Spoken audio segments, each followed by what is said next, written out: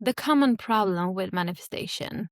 Okay, saying it that it's a problem is a pretty bold thing to say, but in this video, I am going to cover my view on manifestation, the struggles that I know some people have with manifestation and that I have experienced for myself as well, and how we can perceive it differently so that we can apply the principle of manifestation. So, first of all, manifestation itself, it's not a concept, but the words we use to describe this formula are just concepts. And why I think that is valuable to understand is because so often I have felt the realization, my spirit being present, then again fallen back into the patterns and the trap of the ego mind identity without even noticing it. And if I have done that, I think that it's possible that you have done that too.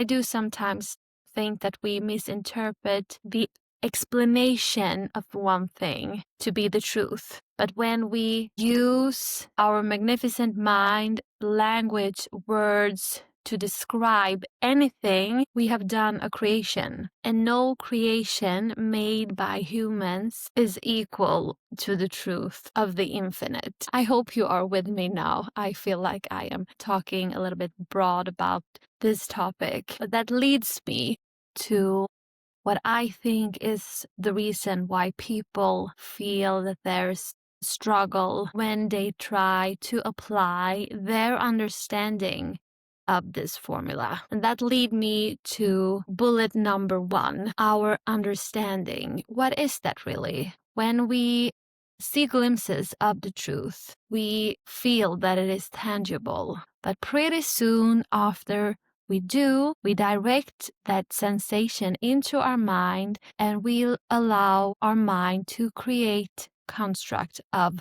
glimpses of the truth. We allow our mind to identify and sort and create explanations and formulas and principles around the glimpse of that truth. And that doesn't have to be a bad thing, using our mind to create wonderful things in this physical dimension. But when we start to perceive those creations as the truth itself, we are blocking the free flow from the source of our infinite being to actually fuel this instrument that we are currently operating through. And when we try to live this life on the level through the frequency that most people are operating through, we often fall victims for our conditioned mind and inherited belief systems. To give you some context about what I'm trying to create a picture around here, when I begin my journey of manifesting, basically meaning when I understood it more and more on an intellectual level and applied the teachings, I had great success in some areas, but none or small success in other areas. And I'm grateful for all that now, because I realized that that so-called struggle led me to the point where I am today, when I know that happiness itself is not a goal, and having dreams is so wonderful. It's our spirit's desire to express and expand, but I don't get lost in that dream anymore, thinking that transforming it to reality is what my happiness depends on. And that was actually the struggle that I felt. When awareness were enough present, I felt happiness is within me. I don't need anything outside of myself. But yet I wanted to manifest. And that became like a conflict in my conscious, or in my subconscious, in my mind. And the reason why it became a conflict is because in this physical world of duality, our mind operates that way. So either way, manifestation is great, is good, or it's nothing to apply. But I wanted to experience my dreams, but I didn't want to get lost and in the obsession of doing for the sake of the doing, to manifest for the sake of manifesting. And I think the key lesson here is to understand more than just on an intellectual level, of course, but get closer to that understanding through the portal of your present, shining through every moment, that there is no duality. Yeah, it is duality based on the norms and perspectives that we are often currently and massively operating through. So get this, manifestation is not the key to your happiness. It's just formula created to explain and thereby apply the universal laws so that we can fill this journey with great experiences. Okay, maybe you can think of it a little bit like this. I love to watch Netflix and eat candy, and it feels incredible. I love that. But I don't need that to feel incredible. I love to hang out with family and friends.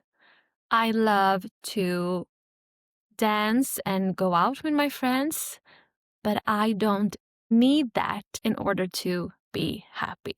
Do you see the difference? We can want to have things, want to explore, experience things, but that is not the same as our happiness depends on it. So let's move on to the second reason why people have struggles manifesting.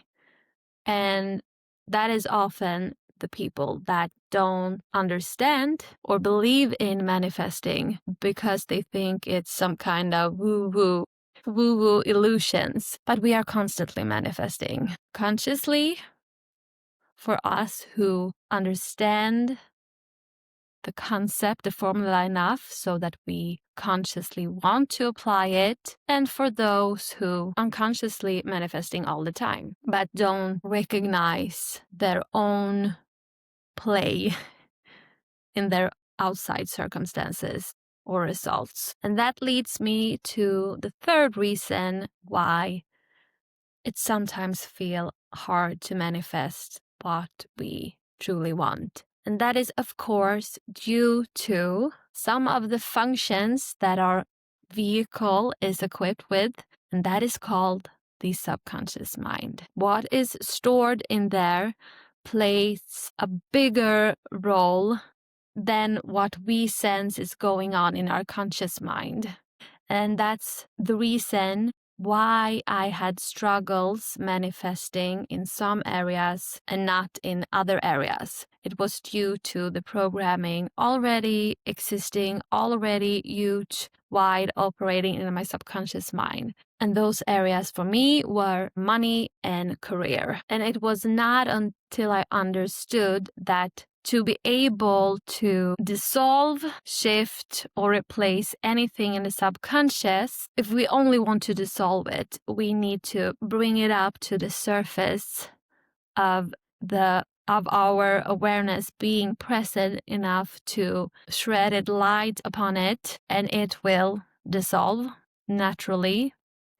But when you want to consciously add a new program without identifying with it, without believing that program to be true, just being aware that I will install this upgrading, we both need to, of course, dissolve the conflicting program and add a new program, a new belief system.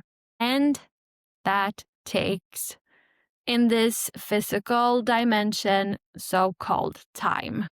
You need to create space to impress the chosen beliefs of yours so that the database in your subconscious will download that new program. And I think I'm going to wrap up with that.